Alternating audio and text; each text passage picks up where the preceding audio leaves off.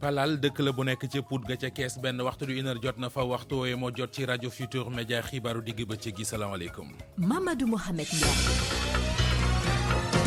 yoo nekk ci banquette jëm ci ana xam ñan ñoo faat commandant bu gendarmerie bi nga xam ne moo di Tamsir Sané ca noonee am na ñooñ teg nañu leen loxo ci opération bu ñu def foofee ca Koumpentoum toll nañu ci fukki doomi aadama ak juróom-ñeent am na ca juróom-ñaar yoo xam ne njoxtu nañu ne ñi ngi bokk kon ci kili gi indi woon congu gi nga xamante ne ji ci la commandant Tamsir Sané daal di ñàkkee bakkanam benn nit bu faatu ñaar ñu réer ak kenn koo xamante ne ji kon mucc na li mooy bilan bi tukkee ci pont bu Émile Badiane bi daanu ca fleuve bu Casamance ñu ngay wéyal seet gi ngir seet ndax amul keneen ko ca des ak it seet nu ñu génnee camion bi foofee ca ndox ma wàllu prise en charge ci wàllu urgence médicale ci ñi nga xamante ne ñooy fajkat yi ñaari weer ginnaaw ab lettre ba bàyyeekoo na woon ci mi jëwriñ gi ñu dénk wàllu wér-gu-yaram seetlu gi moo di misiri yi respecté nañu ko waaye nag nees def ba matal ko mooy coono ba ndax nit ñi ko war a taxawu ñoo desee yemb xibaaru digg ba ci gi daañu defub gëstu bu yaatu jëmee ci mbirum information judiciaire gi ñuy gàll ci ndoddal ñenn ñi ba di leen di téye ci kaso bi am ci ñooñ ma res na noonu mën a atte ci flagrant délit lu ci mel ne kon mbirum Guy Marius Sagna ba ci sax mbirum Adama Gaye ñi ñu tëyandi leen ci wàllu yoon daañu ci ànd ak Pabes Diba bu ñu noppee ànd ak Ajaratu Binta Diallo ci xibaar bi réew lu ciy gën a fës soxna si bokk na ca Rwanda bi tëj ay frontière am ak Congo Kinshasa gannaaw ñetteeli nit bu faatu démb ca Goma ndax Ebola dogal bi nag metti na lool nguuru Congo Mauritanie moom tey jii la ñu teg président bu bees bi ci bopp nguur gi ay njiitu réew yu bari bàyyeekoo Afrique sowu jant fekkee nañu ko ba mu des opposition bu Mauritanie fekk ci Soudan ñu dàq àtteep ka fa nekkoon njiitu réew président Omar El Béchir ñu war ko àtte kon ci diggu weer wi. tàggat yaram Cheikh Tidiane Diagne ñu koy faram-fàcce luñ ci mën a jàpp Cheikh. lañ ci mën a jàpp moo di wàllu basketball ak coow li nga xamante ni daal nemmeeku nañ ko ci dàqum kii di Abdourahmane Ndiaye Adidas ci bopp équipe nationale bu wàllu góor ñi ki nga xamante moo di Baba Tandian doonoon fi jamono njiitu fédération sénégalaise bu basketball yëkkati ay kaddu ni rafetluwul doxalinu fédération bi waaye fédération bi tamit daal di indi ay leeral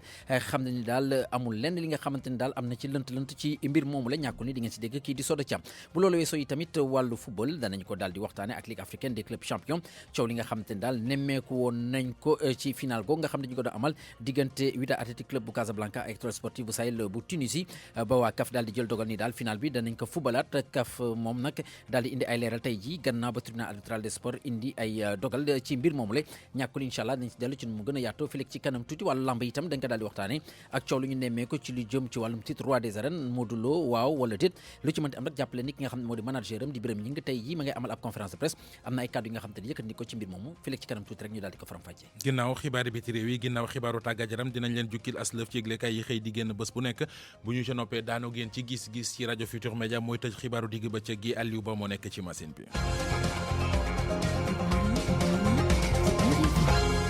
Mamadou Mohamed Ndiaye. ci kàddu gi mbokk yi nuyu leen rafetlu ànd beeg rajo Futur Média ni ñu ko junjee woon ci bopp bi rek la ñuy duggee ak yéen ci yàkkali gi fan yële ca ginnaaw am nag congu gu amoon fële ca diwaanu Koumpentoum ay samba boy yoroon seen i ngànnaay doon fa def jëf ju tegewul ci yoon gendarmerie dugg ci noone sax ci la kii di chef major Tamsir Sané ñàkke woon bakkanam gaa yi di yoon nekk kon ca enquête ba am na ñooñ jot nañu leen teg loxo ca ñooñe ñi ngi njortu ne kon groupe bi indi woon congu gi ba kii di commandant Tamsir Sané faatu ca ñooñe teg nañu leen loxo ci ñi ñu joxtu ne dañu caa bokk leerali Mouhamed Ali Mouba buñ sukkandikoo ci ay sources yoo xamante ni taataat nañ ko ci suba si la gendarmerie def ay série d'opération ci fu soriwul dara Koumpentoum ñu jàpp ci juróom-ñaar nit ñoo xamante ni njort nañ ni bokk nañ ci braquage bi tax kii di Tamsir Sané ñu rey ko fu mu toll ni nag kenn ci ñoom mi ngi ba léegi ci nature bi dafa daw gendarmerie jàppaat itam fukk ak ñaar nit ñoo xamante ni dañoo njort ni ñooñu itam mun nañ joxe ay information ci l'enquête bi daanaka ay audition la ñuy def opération yooyu nag gendarmerie def leen amal ci bërëb yu soriwul dara Koumpentoum unité gendarmerie yu bëri bokk ci section de recherche bokk na ci légion gendarmerie est bokk ci Garci groupe d'action rapide et de surveillance bokk ci itam fu mu toll nii nag enquête bi commencé na phase préliminaire lañ nekk enquête bi légion de gendarmerie est moo koy coordonné basam nekk ci Tambacounda ci Koumpentoum nag askan wi génn na ngir jubilé daanaka demoon na sa ba ci brigade de gendarmerie waaye foofu yëpp kenn mënu fa jege ndaxte dañoo boucler gendarmerie sécuriser bërëb ba. Moussa Omar Gueye maa ngi lay nuyu. Moussa Omar Gueye ca diwaanu Tambacounda la ñuy jéem a jokkoo ak moom jamono ji ma nga fa suñu correspondant la dem ca Koumpentoum ngir yeggee ñu kon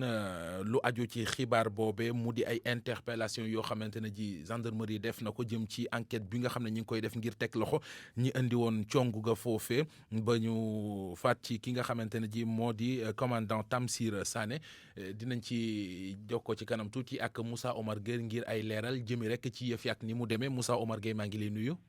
ñu ngi lay fay. waaw lu ñu mën a jàpp ci yoon ak ni ñu doxalee foofee am ñu teg loxo lépp tënku rek ci enquête bi ñuy def jëm ci congu ga fa amoon ba kii di commandant Tamsir Sané faatu ci.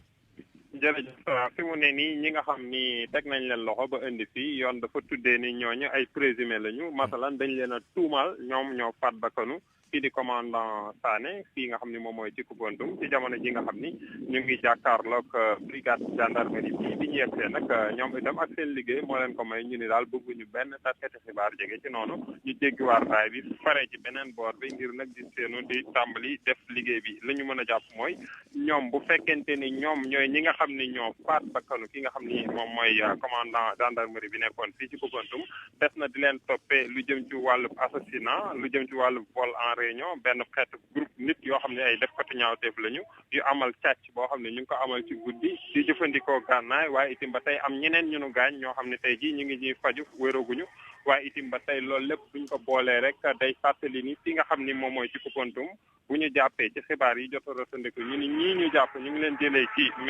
Mereto ak Koumpentoum digganteem war na toll ci ñaar fukk ñetti kilomètres bu am benn piste ran bu xonk ci jëm foofu itam ci fàttali rek bu yàggul dara kii di maire bi El Hadj Ba dafa mujj wut benn kër boo xam ni fa la dalal ñi nga xam ni ñoom ñooy way gendarme yi ngir nag ñu daal di fay amal benn poste boo xam ni dana toppatoo kaaraange ndax tey saytu woon nañu lu jëm ci wàllu ay braquage daan farataal ci am ci seen ay luuma yi ci beneen côté bi itam boo xoolee ndax te Koumpentoum xeetu Carrefour la ci Payar dafa am itam souvent ay braquage yu fa doon am créé nañ fa benn xeetu poste boo xam ni gendarmerie la leneen lu ñu mën a jàpp mooy fii moom dàqandi nañu nit ñi am as tuuti chance mooy ñi nga xam ni ña ngay liggéey wala boog ñu ngi ci biir conseil départemental bi nga xam ne dafa jàkkaarloog brigade gendarmerie bi ñooñu ñoo am tuuti lu mën a rotandiku lu ñuy séenu nag bokk na ci benn camion gendarme boo xam ni mën nañ jàpp ni donc lim bu takk ci wàllu gendarme tey ñu ngi fi taxaw ak seen i ngànnaay waaye itam ba tey seen nañu oto commandant légion bi nga xam ni moo pare fii ci diwaanu Bët Sànku Tambacounda jàpp Kédougou loolu la ñu amagum lu rotandiku ci wàllu xibaar fii ci Koumpentoum. mu nekkoon Moussa Omar Gueye foofee ca Koumpentoum ngir rajo Futur Média fa la ñuy des ba léegi ci Koumpentoum ak mbégte mi nga xamante ne ji askan wi amee nañu ko ginnaaw bi ñu yégee ne takk der yi teg nañu loxo ñenn ci ay nit yoo xam ne nee nañu daal defkati ñaawteef lañu démb ba ñu leen di yóbbu ca gendarmerie wala bokk bu ñu leen di yóbbu ca gendarmerie ñu bari ci askan wi mbégte la ñu ci amee kenn ci ñoom la ñuy déglu ay kàddoom Ndiaga Sarr lay wuyoo ci téléphone Alaaji Njogu Jeen romb nañ ma dëkk bu ñuy wax boobaa fi may bayee ñu def benn escorte bu mag def alerté di corné pour ñu wàcc télé bi maanaam daal sama gisee bu gàtt daal mbégte si ñoom la daal mbégte si ñoom la ñu ngi jóge benn dëkk bu ñuy wax Mereto fa leen jaar di gible di corné jaar ci kaw télé bi pour wàcce nañu télé bi daal mais bu ñu ñëwee à 200 mètres de brigade bi force armée mu ngi fa taxaw kenn nangul ñu kenn ku ko jege en cours de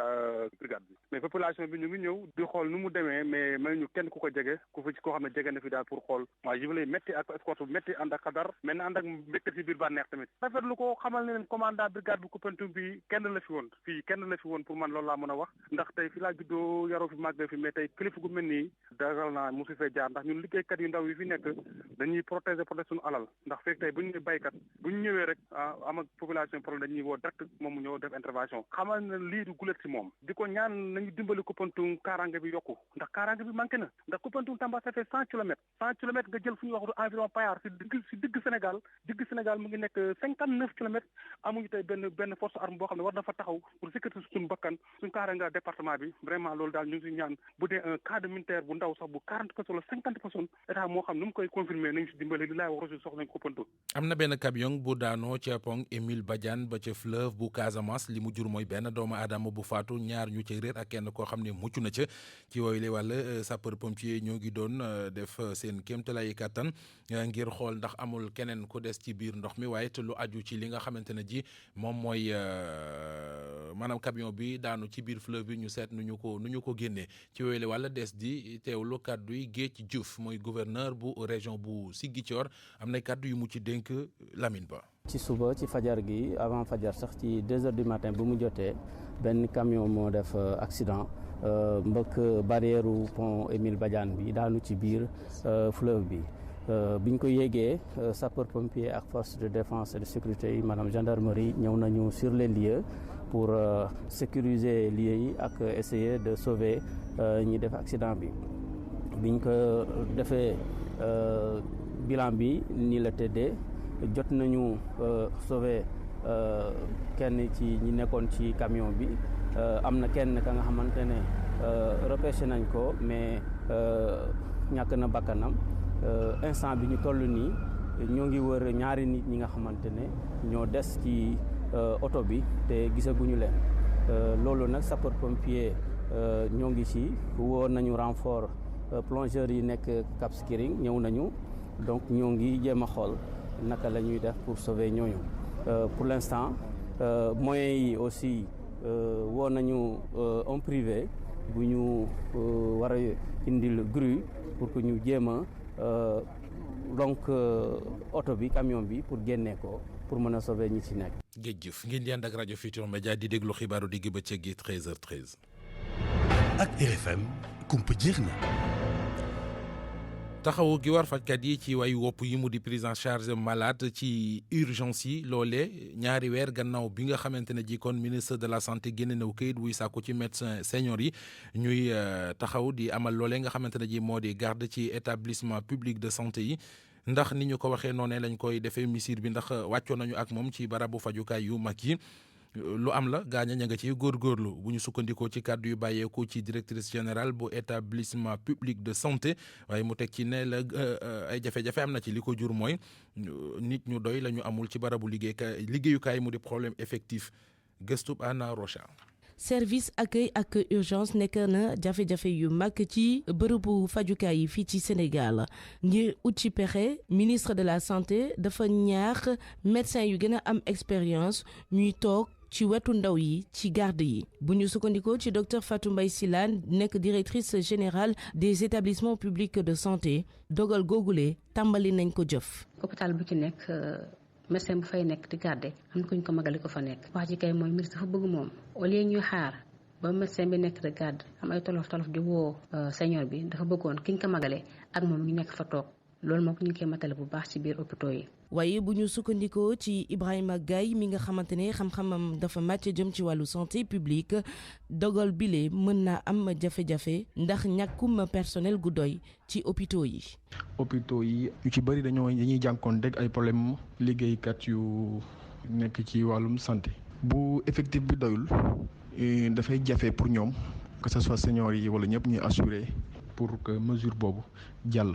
comme ni mu war a jàllee. directrice générale des établissements publics de santé weddiwul situation bi ba tax na mu ngi annoncé ni dinañ amal benn activité bu mag ci fan yi ñu dëgmal ngir recadrer yëf yi docteur Fatou Mbaye Sylla. fii ak ay septembre octobre bépp problème boo xam ne bii dafa ànd ak affaire gestion urgence yi ñu posé ko fa di commencé ci case de santé bi ba ci hôpital génn ci ay solution ak ay résolution yoo xam ni su ëllëgee fii Sénégal affaire urgence du ma ne dootu nekk ci problème de waaye yu bëree dinañ ko ci tegle. directeur hôpitaux yi ñoom nag ñoo war a njëkk a veiller ñu appliquer ko bu dee bëgg nañ xelu malade gi gën a dal. ñi nga xamante ne ji ay étudiants lañu te ñu orienté leen ci établissement privé yi ñi ngi ci coono seenu jafe-jafe mi ngi wéy ba léegi fu ci mel ni étudiants yi nekk ci université catholique Afrique de l'Ouest ñoom nee nañu état bi bor bi mu amel école yooyu faaw mu fay leen ko ngir kon ñu mën a dellu ci njàng mi mu mel ne seenu ëllëg tàmbali naa taq suuf ci wàllu njàng mi reportage Oumou Kalsoum li Cheikh Diop di ab ndongo daara fële ci université catholique Afrique de l'Ouest bu Ndakaaru moom mi la ki ñoñam ngi ñaawlu dakkal gi ñu dakkal seenub jàng muy bor bi état bi amal privé yi te koo fay moom mi lee ngi koy ñaawlu. niñ koy dundee métti na lool ndaxte ñun waxaguñ ko woon sax suñu waajur yi dañu yaakaaroon que ni dañuy wax noonu rek mais commencé na joxtaan ak suñu waajur yi ndax su état fayul ñun suñu avenir fan lay mujjee. ñàkkum place bi ci école publique yi tax na ba gouvernement bi jëloon dogal yóbbu yenn étudiants yi ci école privée yi ngir mën a fay seenub njàng waaye fu mu ne ni jafe-jafe yi mi ngi gën di bari. lii dafa metti toog sa kër te sa yeneen i moroomi étudiant nekk di jàng nguur gi nag yaakaar naa ni dafa war a tëddee njaaxaanaay yemale étudiant yépp ndaxte ñun ñëpp bac même bac bi la ñu am te ñun ñëpp itam ci même lycée yi la ñu jóge vraiment daal lu ma mën a wax moo di metti na trop il faut que ñu jàppale ñu. dakkal gi ñu dakkal jàng gi nekk na luy tardeel yenn ci ay ndongo daara yu ñu jotal dajel ñoom ñu lee ñu ngi woo njiit yi ñu def seen kem kàttan ba ñu delluwaat ca Anfiya. privé bi ñoom mënuñu ñoo jàngal te état joxu leen xaalis bi nga xam ne moo ci war état dafa war a joxe xaalis bi bu ko defee public bi mën ñoo assurer jàngal ñu normal suñu formation bu deful loolu ñun ñoo ngi fi mu ne war noo perte 300 lan war a def ci privé bi te bu état joxul xaalis bi le fait que ñun ñi perte ay 3 mois 3 ans yi ñu war a def dañu risque ñun ñu def 4 ans te loolu day jouer ci suñu jeu la te amuñu temps bu ñuy perte. gouvernement bi jëloon na dogal ne day jël ñi nga xam ne ñoo di étudiants yi nekkoon ci public yi te amuñu place ñu yóbbu leen ci privé yi wante yële étudiants ay jafe-jafe rek la ñuy am ngir mën a def ay cours ba tax na ñu ngi woo ñi nga xam ne ñoo ni njiit yi ñu jox cër seen ay diggé lépp rek ngir seen ëllëgu njàng bu baax. waxtaan ci wàllu yoon justice ak it lu ñu ci seetlu mu di ñaari mbir bu tàbbee ci seeni loxo lool des nañ ko waroon mën a àtte mu féete boor léeg-léeg dañu koy yóbbu instruction wala ñu ne dañ ciy ubbi information judiciaire lu mel ni mbirum activiste bii di Guy Marius Sagna ab takk la ci loole nag ànd nañ ci ak gëstu ak Pabes di ba laaj ci ñi nga xamante ne ji seen xam-xam dafa màcc jëm ci wàllu yoon ak yoonal. gannaaw ay fan ba ñu yëkkatee mécanicien jaaykat yi ak cantine ya nekk ci ancienne piste bu Mermoz ba ñu fa delloo. Pabes Diba jëm ci ab gëstu jombul dana jàppande ci suñu yeneen jotaayu xibaar danañu ci dellu siwaat xibaaru digg bëccëg gi ci rajo Futur Média benn waxtu du une heure dem na ba fegg fukki minute ak juróom-ñaar. RFM bitim réew.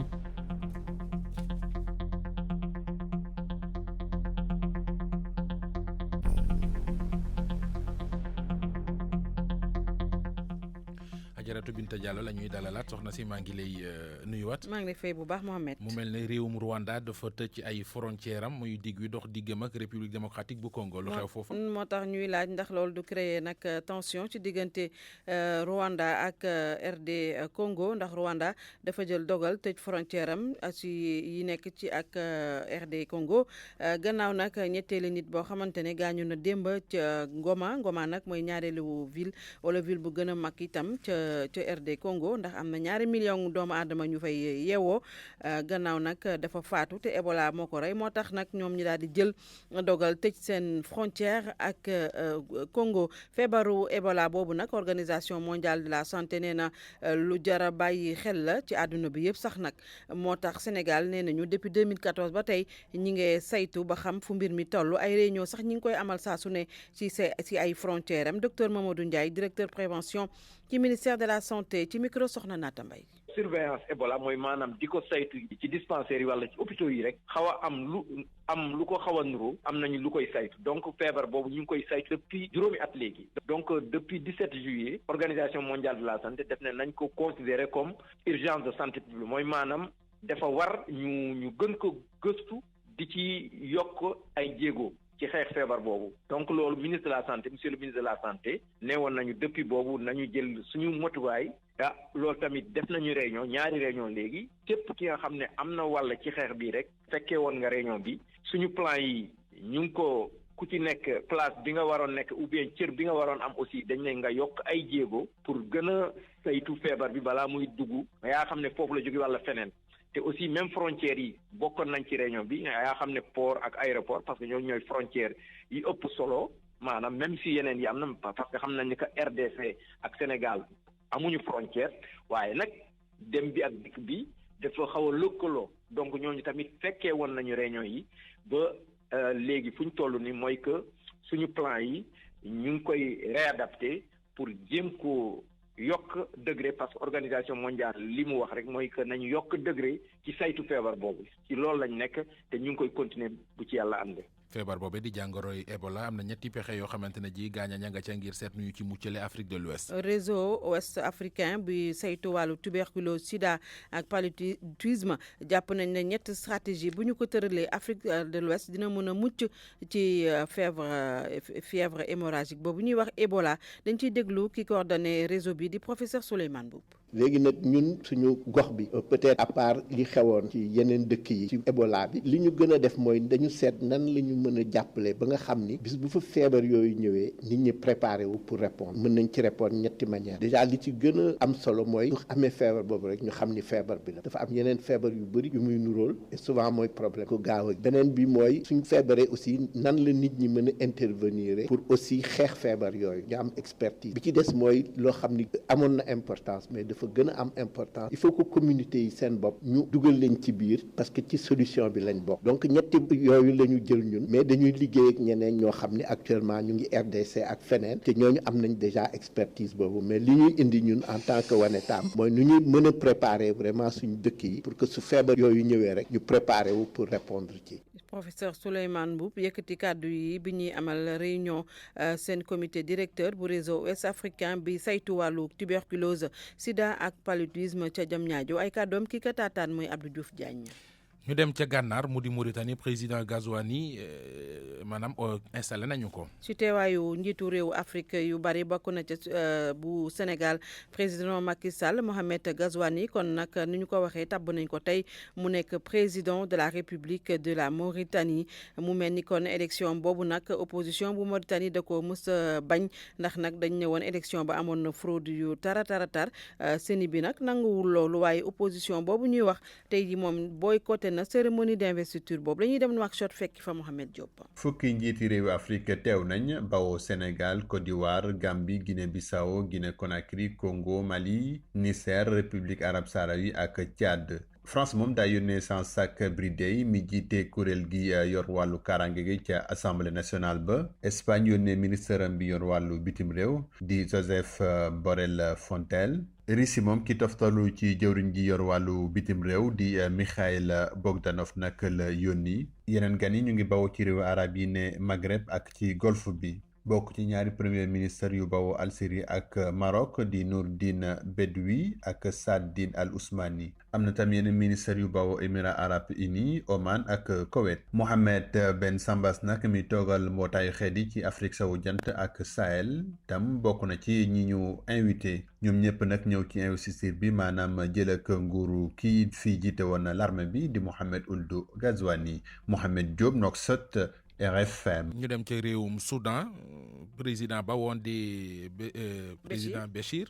ñu waroon ko waate layo ba dañu koo dàq nañ ko ba ci diggu weer wi weeru ut bi démb nag lañu ko waroon a atte daanaka waaye Omar El Béchir ñëwul ndax kaaraange ga matul woon procureur de la République bu Soudan bokk na ci li mu koy tuumaal alal ju bare ji mu yor te itam dañoo jàpp ne kon dafa am alal ci anam yu lewut Mamadou Mohamed Ndiaye. maanaam mbirum traque des biens mal acquis kon inde bi fépp lay folote jërëjëf Adja Binta Diallo. RFM Sport. Tidiane Diagne na nga def. maa ngi lay fay Mamadou Mohamed Ndiaye. ana waa Égypte. ña nga fa alhamdulilah. ayca ñu waxtaanee wàllu tàggat yaram doore ko ak basket ak mbamb li am ci dàquk Abdourahmane Ndiaye Adidas ci boppu équipe nationale basket ci góor ñi. kenn ku ko rafetluwul moo di Baba Tandian doonoon ni jamono njiitu fédération sénégalaise bu basketball gis ni daal anam yi nga xamante ni daal noonu lañ ko defee rafetul dara moom nag Baba Tandian doonoon tey ji ganu RFM matin ñu déglu ko ci micro Babacar Fall ak El Hadj Ndiogou Diène.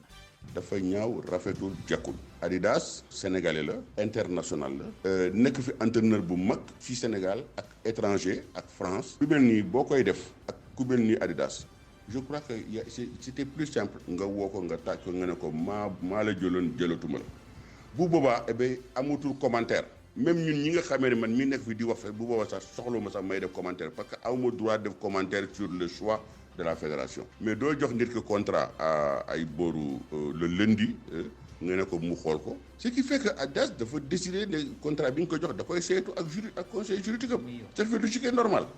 ba pare te woo na leen wax na leen ko te ñoom d'accord nañ ci loolu lundi la woon mardi soir mu woo directeur technique national ne ko damay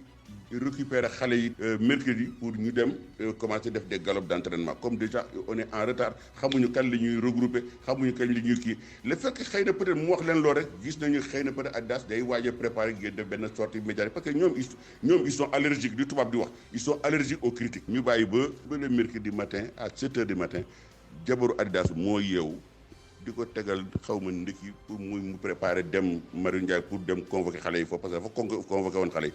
kooku ne ko mais dàq nañ la. di ko loolu dafa rafet. yooyu nga xamante ne teg nañ ko ci ndodd fédération sénégalaise bu basketball ñoom daal nañ ko weddi ba mu set wecc ñoom nag la ñu xam ne moo di gannaaw ba ñu seqeek waxtaan ak ki nga xamante ni moo di Adidas ba ñàkk déggoo daal di am seen diggante si lañ daal di kon bokk jël dogal gu ni mel daal di kon bokk gàntal contrat bi nga xamante ne moom moo doxoon seen diggante Soda Thiam jot na seq waxtaan ak ñenn ci ñoom ñu déglu ko. fédération sénégalaise de basketball lam ñu xamal moo di musta am benn nëbboo ci lu jëm ci contrat wu Abdourahmane Ndiaye Adidas mi nga xamante ni ab contrat wu 2 ans nañ ko proposé woon ba ñu àgg ci Afrobasket 2021 bi fédération bi ak Abdourahmane Ndiaye Adidas d'accord nañ ci li ñu mel ba ci sax la ñu war a fay ci tournoi bu ci nekk ci lu jëm ci coupe du monde Chine 2019 bi sax am na benn montant bu ñu proposé woon loolu nag Abdourahmane Ndiaye Adidas nangu woon na ko ca ginnaaw ga fédération sénégalaise de basket daf ko envoyé contrat bi nga xamante ni moom nañu signéloo kay tàggat gaynde jigéen ñi di Cheikh Sarr waaye nag ki nga xamante ni moo di Abdourahmane Ndiaye Adidas dafa ñaanoon fédération ni dafa bëgg a waxtaan ak avocat wam laata muy signé loolu fédération nangu na ko Abdourahmane Ndiaye Adidas nag dafa waroon a tontu fédération ni ki talaata gi ñu génn balaa midi waaye dafa xamalaat waa fédération ni avocat wam 16h rek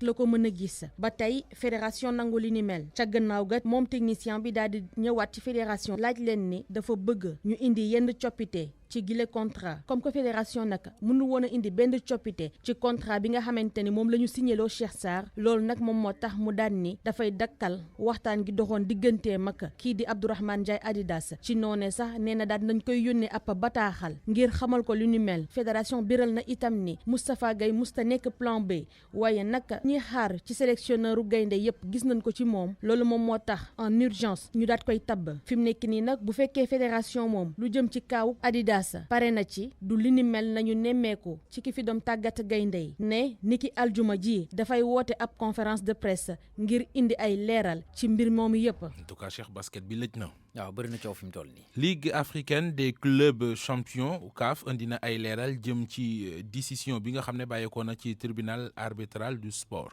niki démb ci waxtu wi la tribunal arbitral du sport daal di jël dogal kon bokk indi ay maanaam daal ay remarques ci décision bi nga xam te ni lii di CAF daal nañ ko jël ngir daal di joué waat lii di final bi diggante Wydad Athletic Club bu Casablanca étoile sportive bu Sahel bu Tunisie gannaaw coow li nga xam te nemmeekoo nañ ko ci penalty bi nga xam ne accordé nañ ko ak wala déet loolu nag bañu ko defee nag ñu bëri jàppoon ni daal waa tribunal arbitral des sports dañoo daal di kon bokk gàntal ni mel ni daal final gi dootul amati ndax teguwul ci yoon waaye waa CAF ci bataaxal bi nga xam te ni siwoon nañ ko ni ki tey jii la ñu xam ne ni moo di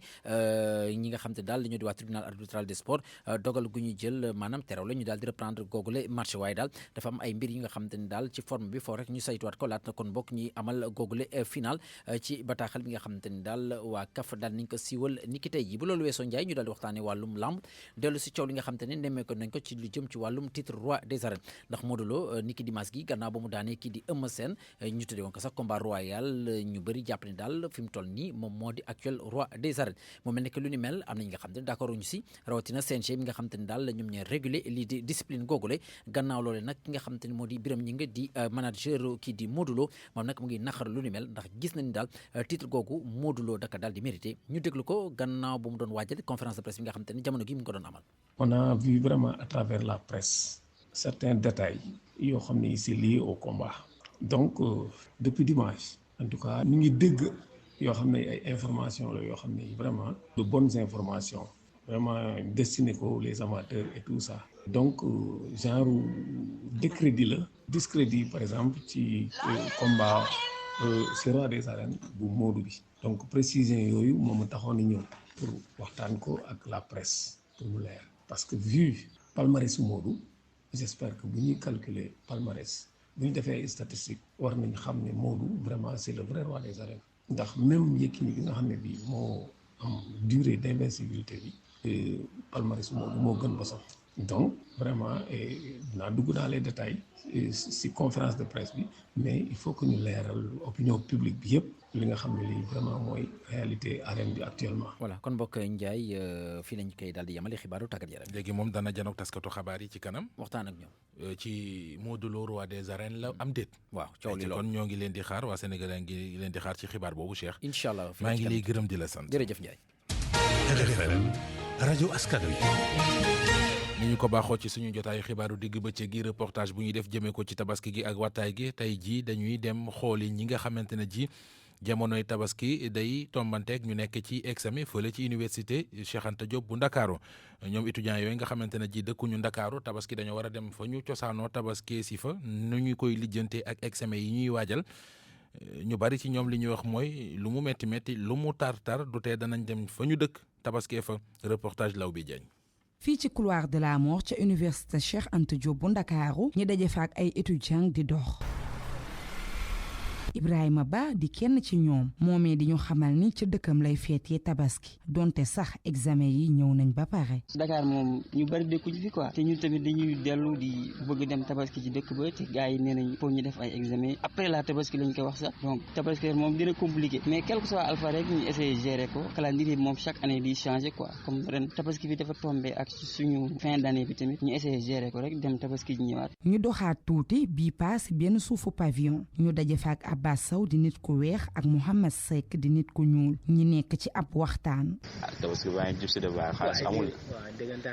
ñoom ñaar ñëpp di wax ba tey même kàddu yi nga xam ni moom la seen naataangoo bi wax. feetu tabaski moom faaw ñu dem gisante ak waa kër ga parce que am na ñoo xamante ni tabaski ba tabaski nga leen mën a gis même bu ñu amul feet yaakaar naa sax duñu am feet xëy na benn wala ñaari fan la ñu am mais on est obligé ñu dem feete ko ensemble ak la famille benn journée wala ñaari journée sacrifié mën nañ perdre temps de révision sax parce que feetu tabaski moom c'est très important ça compte beaucoup pour nous. xam nañ ne avec fête tabaski bi moom ak examen yi day xaw a métti on va faire tout pour essayer incha allah dem fête ji ko en famille parce que Korité moom mën nañu toog fii defee ko fi tabaski bi moom on va essayer de faire tout pour fête ji ko. Laïd El Kébir ñi gën kaa xam ci tabaski dinañ ko célébrer ci ay fan yu néew ñenn ci étudiants yi ñu tasanteel di ñu xamal ni jegewaayu fête bi ak examen yi dina doon ab gàllankoor ci ñoom. RFM, Depuis 20 ans, les laboratoires Skyros continuent de développer la recherche dans le traitement des peaux noires et métissées. À travers sa gamme Clarissime, aux textures onctueuses et fondantes, votre teint est totalement unifié. Testé sous contrôle dermatologique, son efficacité clinique démontrée, aux résultats rapidement visibles, font de Clarissime la gamme adaptée pour un teint parfait. Pendant cet harmattan, prenez grand soin de votre peau. Irrésistiblement Clarissime par les laboratoires Skyros. Pour plus d'informations, visitez-nous au www.clarissime.fr. La gamme Clarissime vous offre la revue de presse. Savon de Marseille Alphé, fabriqué à partir d'huile végétale 100% naturelle, possède un pouvoir nettoyant exceptionnel, enrichi à la glycérine et aux minéraux marins. Savon de Marseille Alphé dafa di saabu boo xam ne kat dañ ko def rek huile végétale à 100%. saabu boo xam ne ñépp ko bëgg boo ko sangoo ba noppi soxlawul ngay diw sa yaram day set wecc ba noppi di nes-nes yi ba noppi dañ ko recommandé pour nag ngay koy fóotee tamit li nga xam ne moom moo di yëre bébé yi. Savon de Marseille Alphé bàyyiwul dara xet gaa neex. ku bëgg ci savon Alphé yi wooteel ci 78 111 96 96 savon Alphé moo leen di may seen revue de presse. bi mu sosoo ak léegi ci atum 2005 microcrédit mi ngi taxaw si juróomi réew ak ñeent ci Afrique ak réewu Chine lépp ngir bégal li tolloog million client ndéem bëgg-bëgg ak mébétu suñu ay client ñooy soppeeku di wéy ànd ak jamono rawatina ñun ñii ba tax na microcrédit soppeeku na itam di wuyoo turu Baobab Sénégal gunge na ñetti téeméeri client entrepreneur ak ay ndaw ngir ñu taxawal seeni projet si ay services yu yomb wóor te ànd ak kaaraange ci wàllu crédit épargne ak yeneen Baobab Sénégal bokk na si ñi gën a xarañ ci wàllu leble ay koppar ay client lépp nag si kaw ay bànqaas yu wóor yu ko jural ñeent fukk ak ñetti agence ak lu toll ci téeméeri point Baobab ci réew mi yépp Baobab Sénégal di wéy di jàppale ay client am si jumtukaay yi gën a xarañ ci wàllu internet ak digital ngir yombalal ay client am si ni dugal ak génne koppar ak Baobab Sénégal fësal leen seen xarañte. Baobab Sénégal moo leen di may li ci yéenekaay yi. Mamadou Mohamed Ndiaye. jërë ngeen jëf Adama Gaye borom poste bi ñuy mbambaka jaabaajonge ci réew mi Le Quotidien nee nañu juge bi far na ko poste mu dem rëbës démb lañu ko gàll tuumay mbind mu àndul ak ite gën a xotti war may njiit réew mi inculpé ko mandat dépôt ko jël ko yóbbu rëbës Les Échos nañu Adama Gaye guddeem gu njëkk fanaan na ko démb ca kasu bu rëbës te bu moytul nag dana fa def ab diir ndax juge bi ba mu ko mandat dépôt ba pare dafa doxe jël congé 45 jours maanaam congé weer ak fukki fan ak ak juróom la Sénégal nañu janoom baak doyen des juges d'instruction démb ca bureau doyen des juges tàngoon na tatar Adama Gaye ba mu bëggee dugg Macky Sall ak ministre de la justice juge bi da ko yamale enquête dina kay nañu Adama Gaye dóor nañu ko mandat dépôt bi Vox Populi nañu ma nga ca rëbës source waa nañu ndungu sin la fanaan l'observateur di ñu leeralal ana lan la Adama Gaye guuxal Macky Sall ba tax mu dëkki ko yekk musiba ak mbelengaan ci réseaux sociaux yi mbañeel gi Adama Gaye bañ Macky Sall l'observateur nee nañu mi ngi jógee ci gise gu mu bëggoon a gisee ak Macky Sall Macky di ko dawloo fixel na ko ñaari yoon rendez-vous benn ci Addis Abeba benn fii ci Ndakaaru waaye bu ca nekk Macky Sall da koy faussé à la dernière minute audience bi ñu mujjoon a jàpp mi ngi waroon a amee ca palais ba coowal détournement lu rëy moo ko lëmbee jamono ji ubbil direct info ministre Seydou Gueye ak Doudou Sarr ñaa la ñuy tuumal détournement ak surfacturation bi président Macky Sall waree def ndajam investiture am ngir waajal élection présidentielle 2019 yi waa palais dañoo commandé woon 20 000 livres ci benn waay bu ñu naan Amar Diop def ay dugg-duggam financé ko defar ko livre leen weeru décembre ba léegi ñu di ko dawloo waa ji mënut a fexe ba jot xaalisam bu demee ca palais ba ñu ne ko demal seeti Seydou Gueye bu demee ca Seydou Gueye mu ne ko demal seeti Doudou Sarr ñang ñaar fukki millions ak ñett yi ñu ko amel mënuñoo fexe ba fay ko benn bés waa palais ba woowaat ko moom waa ji ne ko dañoo soxlawaat ay livre mu ne leen mukk xel xalaatul ma leen di joxaat yeneen livre ndax yi ma leen njëkkoon a jox fay leen ko ba léegi ki mu doon waxal ci téléphone bi ne ko commande boobee fay nañu ko bu yàgg demal seeti Seydou Gueye moom la ñu joxoon xaalis bi Amar Diop ne ca laa demee ci Seydou Gueye ci saa si sëkkatal ko takk taxawal ko ñettamal ko mu yëkkati fukki millions jox ma desel ma fukki millions ak ñett Amar Diop ni li ci gën a yéeme mooy 20 000 livres yi ma leen jox jaay leen ko 23 millions Seydou Gueye ak Doudou Sarr ñang dañu ko surfacturé def ci seeni facture ne 60 millions laa leen jaaye livre bi dorog bi ak dorog bu bari ba ñu jàppoon ca porum Dakar l'observateur mi ngi ñuy wax ne enquête ba ca waa police di def am na leneen lu ca feeñ la ca feeñ moo di dorog bi jëmuloon fenn fudul fii ci Sénégal gii la jëmoon dañu ko dugaloon ci oto yu waroon a dem Angola ak ca Ghana ngir dorog bi bu yegsee ci porum Dakar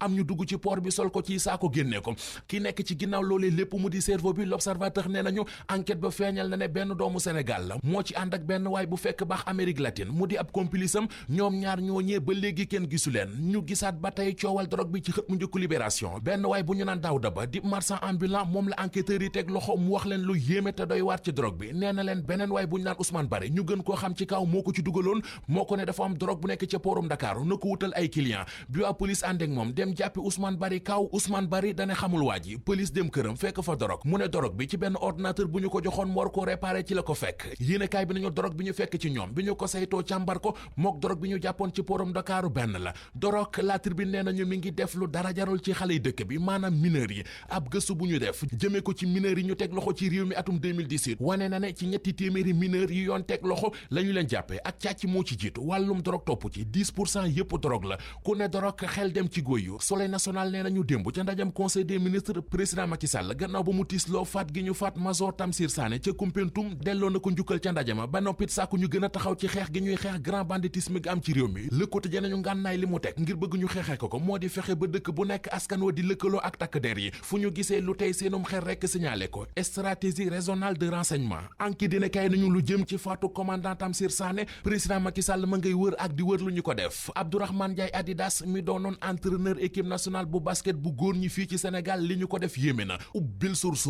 ma nga fay xamle ne bi ñu koy dàq waxuñu ko dara dafa xëy fajar di jàpp ngir waajal waxtu yi fa mu doon jàppee fa la ko jabaram fekk ne ko dàq nañu la. Pour plus d'informations, visitez-nous au www.clarissime.fr. La gamme Clarissime vous a offert la revue de presse. Savon Alphé moo leen di may seen revue de presse. ak Baobab Sénégal fësal leen seen xarañte. Baobab Sénégal moo leen doon may li ci yéenekaay yi.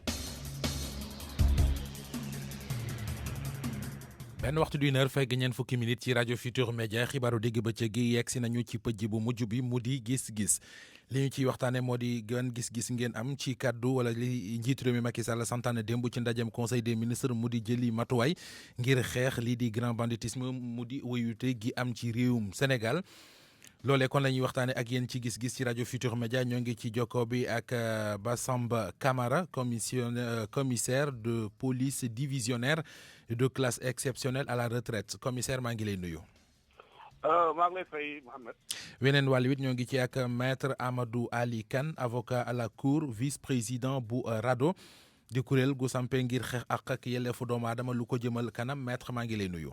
oui maa ngi lay fay baal ma dooree waxtaan wi ak commissaire Bassamba Camara laaj bi moo di dégg nañu démb ci ndajem conseil des ministres njiitu réew Macky Sall ci ni mu sàkkoo ñu xeexe ko bokk na ci li ñu naan stratégie régionale de renseignement ci jargon maanaam ci yéen seen jargon loolu nuñ ko mën a tekkee. dama lay jaajëfal d'abord Mohamed di jaale aussi njabootu commandant Tamsir Sané bi nga xam ne dafa daanu ci xare ndax vraiment ci liggéey la nekkoon ba loolu fekk ci ñu koy jaale njabootu di jaale gendarmerie li nga laaj nag mooy par rapport ak stratégie régionale de renseignement. waaw mais xam nga loolu pour ñu wax ko il faut que ñu commenter li nga xam ne moom la ñuy wax ci décision yi jël ci conseil des ministres xam nga li ko waral yëpp mooy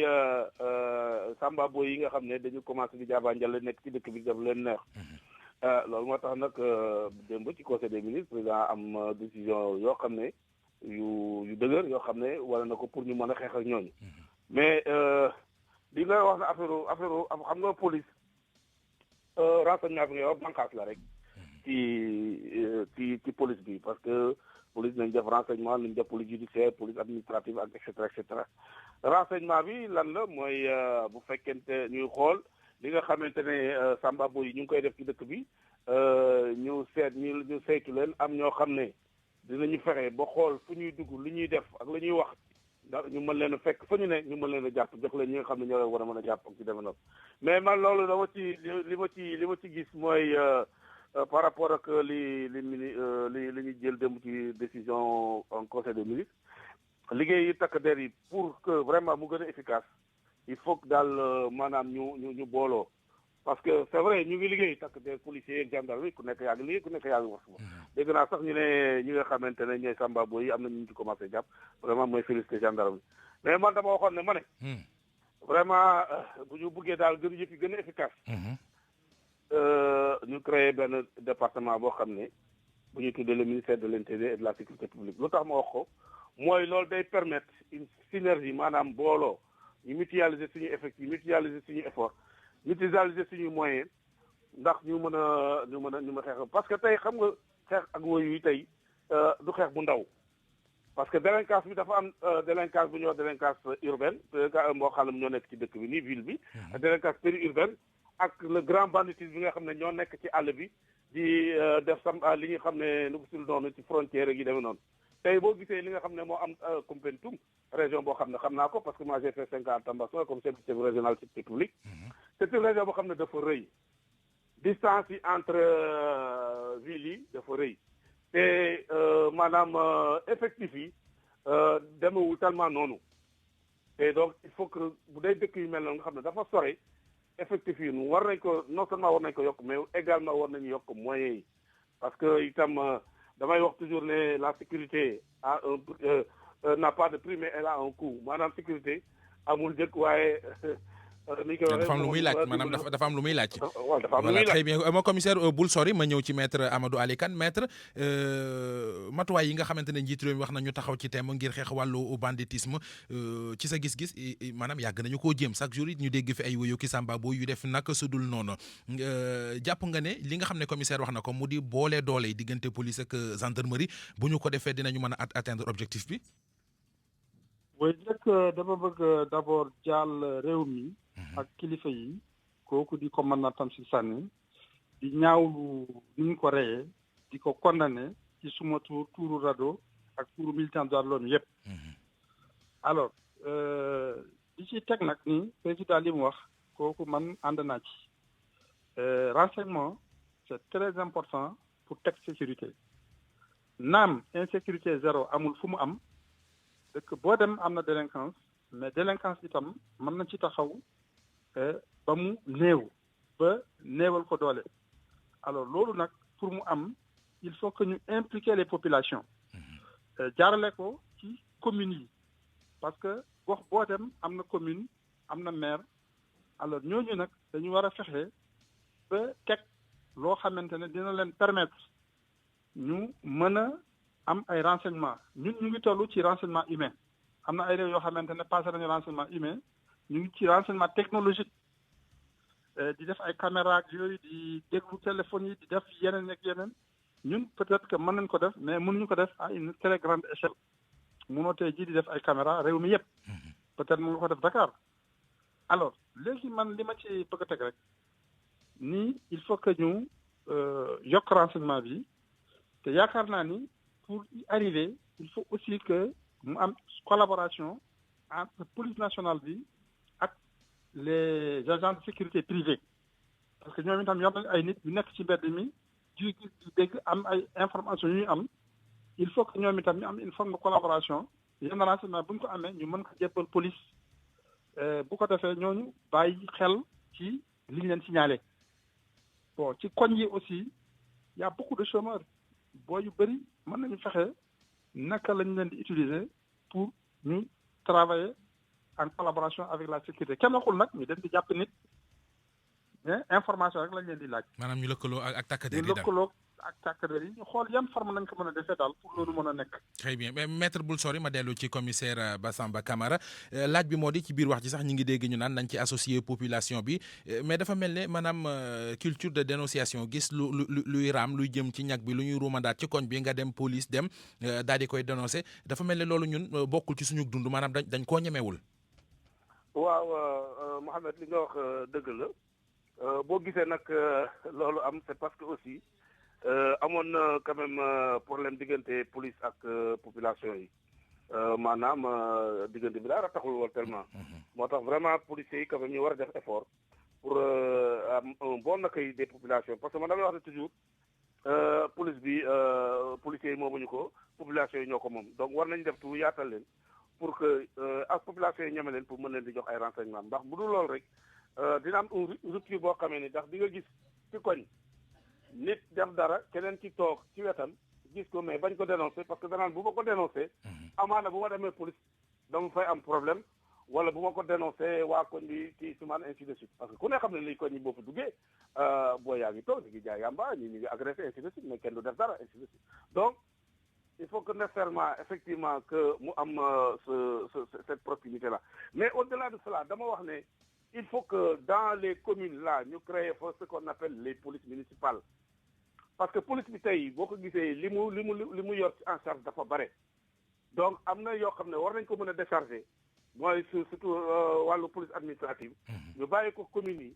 ñuy liggéey ci loolu maanaam ay circulation ay nangam institution policiers yi def vraiment de la police pure mooy la police judiciaire ak de renseignement ak yu dem na loolu bu ñu ko defee rek amaana daañu mën a daana mën a egg fi ñu ba parce que fi mu ne nii Samba Boy dafa mel ne dañu xaw a jël tuuti avance ci noonu parce que boo gisee tey Samba Boy yi di taxaw di ñeme di fetalante ak takk der yi c'est parce que dafa et puis dañ ne ku ñeme dañ laa dee parce que Samba Boy yi xam nañ ne li ñuy def nii li ci bari leen ci fekk dara leen ci fekk parce que da nga koy def ba pare bon après tu te dis xëy na bon bu ma defee quelques années après damay génnaat parce que bande yi ngay gis nii yëpp ñi koy def c'est des récidivistes c'est des bandes yoo xam ne bu yàggul la ñu génn tey boo ko xoolee tey bu ñu defee enquête bi ñëw ñëpp c'est des récidivistes. maanaam ci gàttal xam nañ kaso xam nañ ngànnaay. xam nañ kaso xam nañ ngànnaay. donc vraiment il faut que également état bi jël ay mesures fortes xool nan la ñuy fexe daal ba décourager ces délinquants là. très bien parce que délinquant war ta mën na nag di ñeme. borom takk der loolu vraiment. loolu day na waar day xaw a day waar. d'accord commissaire Bassamba Camara ma jeexale waxtaan wi ak maître Amadou Ali Kane laaj bi mooy est-ce que état bi taxaw ci xeex le grand banditisme fii ci Sénégal am nay moyens. waaw xam nga bu ñu nee police dafa am ñaari police. dafa am police judiciaire kooku liggéey mooy lan mooy constater les infractions rassembler les preuves et arrêter les auteurs des infractions. loolu mooy seen liggéey. à côté de la police judiciaire am na lu ñuy wax police administrative. police administrative luy rôle am mooy def prévention. lu ñu seetlu Sénégal c'est que police judiciaire du Sénégal dafa dëgër. fii loo fi def jàppal ni daal tôt ou tard danañ la teg loxo. donc loolu moom man awma ci benn garantie awma ci benn natable ci efficacité police judiciaire Sénégal. waaye nag côté police administrative foofu la police Sénégal xaw a néewee doole. il faut dire que c'est les mêmes agents qui font les deux. alors le problème maintenant c'est que police administrative dafa laaj ay moyens foog ngay def ay heures supplémentaires foog ngay génn guddi foog ngay yor oto. foog ngeen yor renseignement. alors yooyu yëpp nag dafa laaj ay moyens pour faire la police administrative moom moo doyul léegi naka la ñuy fexee nag comme amuñu moyens yu bëri léegi nañ ko yaatal comme ni ñu ko waxee nii ay police municipale jéem a xool ban collaboration lay def avec les populations dans les quartiers ban collaboration lay def ak les agents de sécurité privés donc xool daal collaboration avec toutes les parties prenantes. Très bien. Parce que la population a un intérêt de sécurité. Parce que c'est sécurité pour eux. Les policiers ne sont pas là pour se protéger. Ils sont là pour protéger les populations. Donc, il faut que je ait un numéro vert. Parce que pour arriver à renseignement aussi, il faut que le numéro aussi soit disponible. Il faut que une agression à mon la lenen. Nga fekk ko bëgg wax. Mais tu appelles qui? Koy wo. Ban numéro ngay woté? Yooyu il faut aussi ñu fekk. Ak ndax boo ko nekk lu leer. Ak ndax boo leen woowee di nga leen gis. Ni wax naa léegi maa ngi condamné assassinat du commandant Sané. Je suis pour que ñu wër ñu ko def ñu jàpp leen teg leen ay daan yu 10. waaye itam nañu moytu aussi ci mer gi boole waale ci ñoo xamante ne bokkuñu ci. Donc les forces de sécurité sont blessées. Mais il ne faut pas aussi qu'elles blessent les droits de l'homme. Très bien jërëjëf maître maa ngi lay gërëm ci xalaat boobee nga joxe ci gis-gis maître Amadou Ali Kane avocat à la cour doon it vice-président bu RADDHO gërëm it commissaire Bassamba Camara commissaire de police divisionnaire de classe exceptionnelle à la retraite gërëm leen ci ànd beeg rajo Futur Média